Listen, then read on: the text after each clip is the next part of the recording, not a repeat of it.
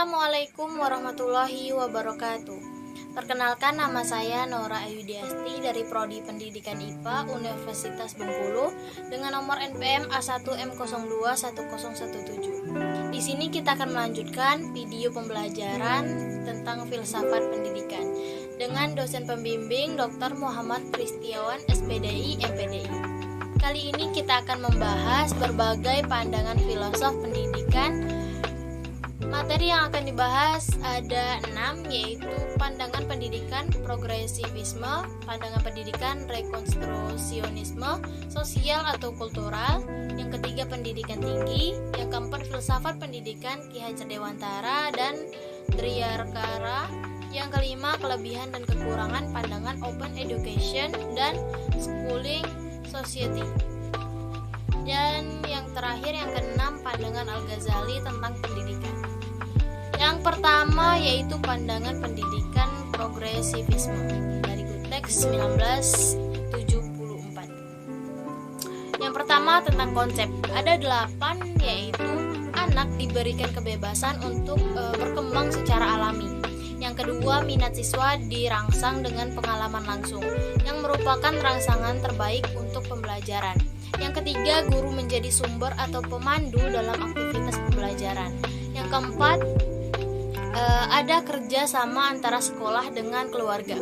Yang kelima, sekolah menjadi sebuah laboratorium untuk bereksperimen dan sarana dalam memperbaiki sistem pendidikan.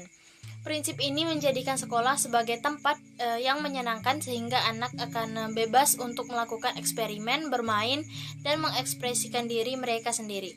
Yang keenam, tidak menekankan pada subjek atau mata pelajaran tetapi menekankan anak sebagai pembelajar.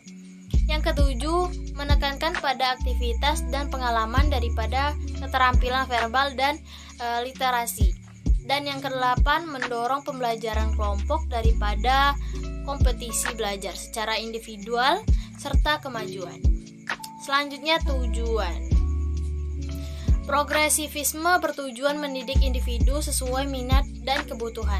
Siswa mempunyai kesempatan yang luas untuk mengembangkan bakat dan minat sebagai aktualisasi diri.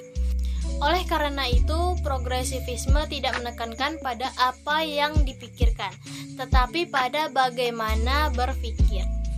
Keterampilan pemecahan masalah yang diberikan dapat digunakan oleh siswa untuk menentukan, menganalisis, dan memecahkan permasalahan dengan proses pembelajaran yang didasarkan pada minat dan kebutuhan siswa. Yang ketiga, kurikulum.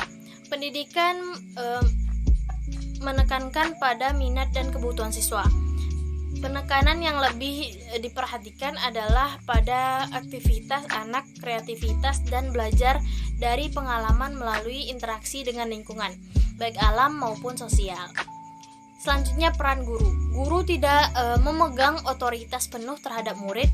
Guru lebih sebagai pembimbing, penasehat, dan pengarah bagi siswa. Pendidik sebaiknya sebagai pengarah dalam kegiatan diskusi, merencanakan dan melaksanakan pembelajaran. Poin yang kedua yaitu pandangan pendidikan rekonstrusionisme, sosial atau kultural oleh Gutex 1974. Konsepnya, pendidikan merupakan produk dari suatu masa dan kontekstual terhadap lingkungan budaya tertentu. Oleh karena itu, rekonstruksionisme melihat pendidikan sebagaimana adanya. Perubahan besar diperlukan untuk membentuk suatu masyarakat yang lebih responsif terhadap kebutuhan individu. Reformasi pendidikan tidak dapat dipisahkan dari reformasi sosial. Tujuannya, aliran rekonstruksionisme menekankan pada kebutuhan untuk perubahan, yaitu perubahan sosial dan tindakan sosial. Pemikiran untuk mengembangkan perubahan didasarkan atas pemikiran bahwa individu dan masyarakat akan dapat membuat suatu perubahan yang baik, yang lebih baik. Selanjutnya, kurikulum ditekankan pada kebenaran, persaudaraan, dan keadilan. Kurikulum harus diorientasikan pada tindakan oleh keterlibatan siswa dalam proyek-proyek. Peran guru. Para pendidik sebagai reformer pendidikan yang radikal, guru sebagai perubahan yang nyata dalam masyarakat. Oleh karena itu, guru terlibat secara efektif baik secara pendidik maupun aktivitas sosial. Guru harus membuat para peserta didik menyadari masalah-masalah yang dihadapi oleh manusia. Poin yang ketiga yaitu pendidikan tinggi. Pendidikan tinggi merupakan pendidikan formal yang menyelenggarakan program pendidikan diploma, sarjana, magister, spesialis, dan doktor. Pendidikan tinggi diselenggarakan dengan sistem terbuka. Dalam penyelenggaraan pendidikan dan pengembangan ilmu pengetahuan, pada perguruan tinggi berlaku kebebasan akademik dan kebebasan mimbar akademik serta otonomi keilmuan. Tujuan pendidikan tinggi adalah yang pertama, menyiapkan peserta didik menjadi anggota masyarakat yang memiliki kemampuan akademik dan profesional yang dapat menerapkan, mengembangkan atau memperkaya khasanah ilmu pengetahuan, teknologi atau kesenian.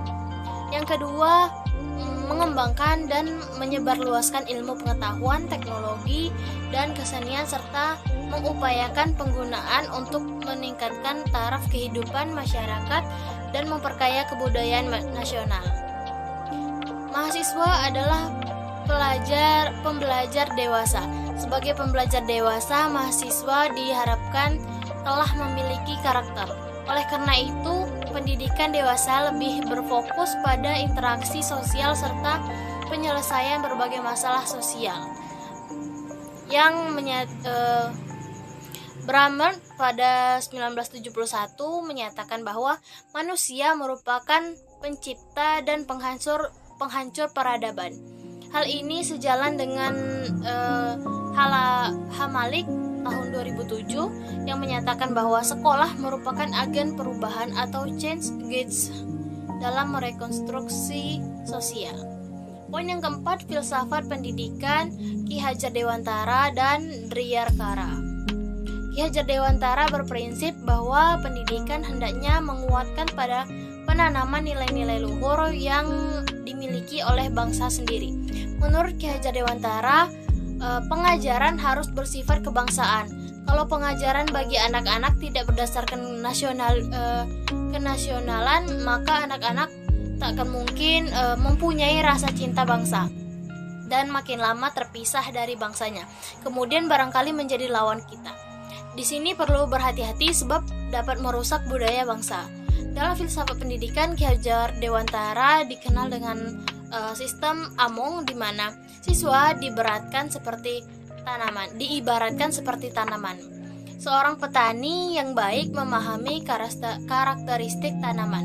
Begitu juga dengan pendidik harus memahami karakteristik peserta didiknya. Jika Ki Hajar Dewantara berfokus pada nilai-nilai luhur bangsa, jangan sampai kehilangan jati diri, maka Driyarkara melengkapi dengan berfokus pada pribadi cinta kasih dan kesadaran diri. Poin yang kelima, kelebihan dan kekurangan pandangan open education dan deschooling society. Yang pertama, kelebihan open education. Yang pertama, kebebasan bagi peserta didik untuk memperoleh pendidikan dari lingkungan keluarga sebagai pendidik pertama dan lingkungan masyarakat sebagai pendidik dan lingkungan masyarakat di mana anak bersosialisasi dengan lingkungan sekitar. Yang kedua, pembelajaran bersifat kritis, konstruktivis, dan nyata. Yang ketiga, sekolah sebagai tempat mengembangkan rasa ingin tahu, kemajuan talenta, minat-minat peserta didik, merasakan keragaman dan kekayaan bersama orang-orang dewasa dan anak yang lebih tua di lingkungan sekitar. Yang keempat, sekolah menjadi pusat aktivitas intelektual, seni, kreativitas, dan olahraga. Sesuai keinginan peserta didik, sekolah menjadi tempat yang nyaman dan aman bagi pengembangan bakat dan semangat belajar anak untuk terus belajar. Yang kedua yaitu kelebihan deschooling society.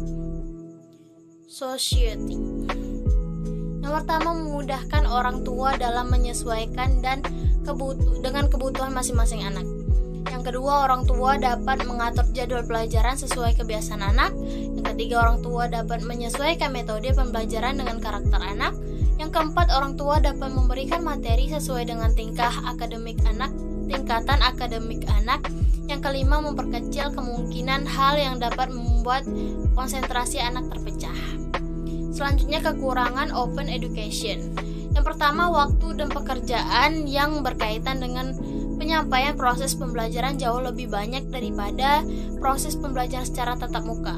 Yang kedua, dukungan administratif untuk proses pembelajaran dibutuhkan untuk melayani jumlah peserta didik yang mungkin sangat banyak. Yang ketiga, beberapa peserta merasa terasing karena kurangnya interaksi sosial antar sivitas akademik. Yang keempat, kurangnya struktur dan kebutuhan akan motivasi atau inisiatif yang tinggi dapat merupakan tantangan atau masalah bagi peserta. Yang kelima, aktivitas manajemen sekolah umumnya bermutu rendah sehingga sering mengabaikan masalah akademik, akibatnya kurang peminat. Yang keenam, perlu didukung media teknologi yang maksimal untuk akses pembelajaran sehingga mampu memotivasi peserta didik untuk lulus pada waktunya.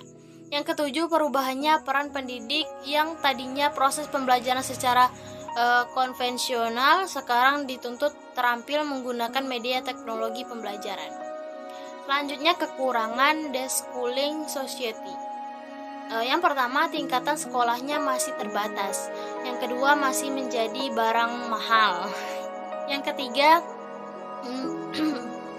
ketiga perlu tempat yang luas, tempat untuk praktik seperti farming dan outbound. Yang keempat, masih bercorak agamis karena menggunakan kurikulum berbasis Islam. Dipastikan orang-orang non-muslim akan enggan untuk menyekolahkan anaknya di sekolah tersebut.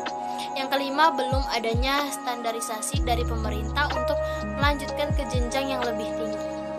Yang keenam, memerlukan waktu dan sumber dana alternatif. Yang ketujuh, anak kehilangan kesempatan untuk bersosialisasi dan kurangnya kemampuan kerjasama, organisasi, dan kepemimpinan.